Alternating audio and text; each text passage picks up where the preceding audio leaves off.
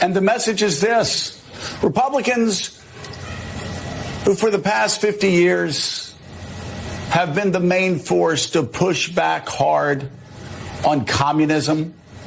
Okay, all right. Hold on. I got to pause this a second, because before we get into this, where it gets even more crazy, I wanted to pause it at the word devastating. Their message to Xi is devastating. Devastating how? Devastating, in my view, is starting a war over Taiwan. That would be devastating, in my view. Right. How exactly is what they're saying devastating? How is this policy of appeasement, as he would frame it, devastating? Like, what you're advocating for is devastating. How you could come on here and say this? You have got 500,000 casualties in Ukraine already, in a war that is lost and over. And this piece that they're doing is part of an overall media push to try and get this funding through, to see it through even further. To what end? We all know to what end. What, you just have a fucking bloodlust to get 50, 100,000 more people killed before we finally reach a deal? Like, devastating how?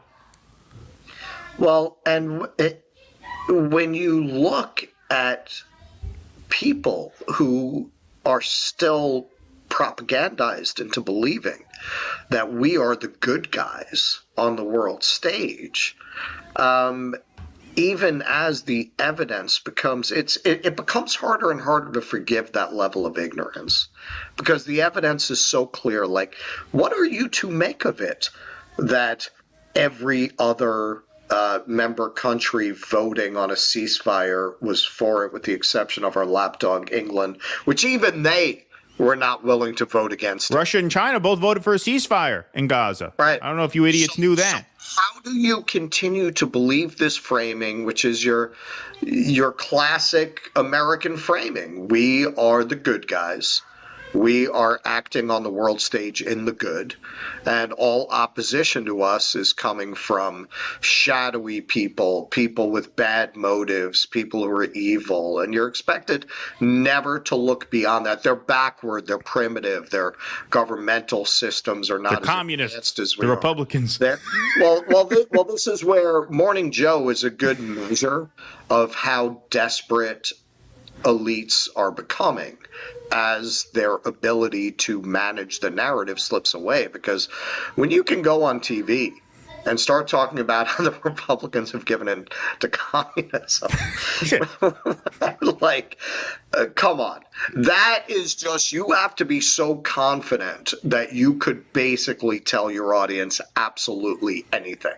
Yeah, without of course. them ever questioning what you're saying, to say something like that.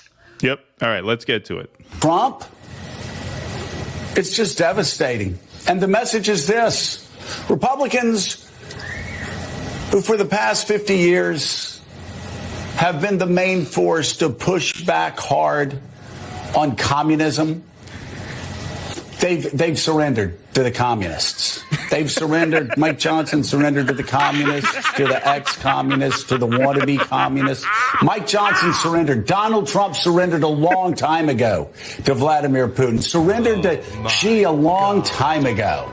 He has nothing but praise for Xi, for Kim Jong-un, these communist leaders, Mika. And that is a message that Xi is receiving loud and clear, that it's not just Donald Trump now.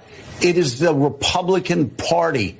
Once the bulwark against communist aggression, it is the Republican Party, Ronald Reagan's old party, that is now collapsed. It's completely gone, and this is a terrifying inflection point. It is. And in this latest snippet from Due Dissidence, we trust you found enjoyment. We're eager to delve into our insights and ignite a discussion down in the comments section. If you appreciated this content, don't forget to smash the like button and subscribe for more of these captivating clips. In the latest on-air tirade from MSNBC's Morning Joe, viewers were subjected to a hyperbolic and frankly irresponsible depiction of the Republican Party as being pro-communist. This rant, emblematic of a media increasingly fueling the flames of division and rhetoric, is not only inaccurate, but is dangerously misleading. Let's be clear. The GOP has traditionally been the bulwark against communism and its spread globally. From Ronald Reagan's firm stance against the Soviet Union to modern-day opposition to socialist regimes in Venezuela and Cuba, the Republican Party has steadfastly opposed the addling repercussions of communist ideology.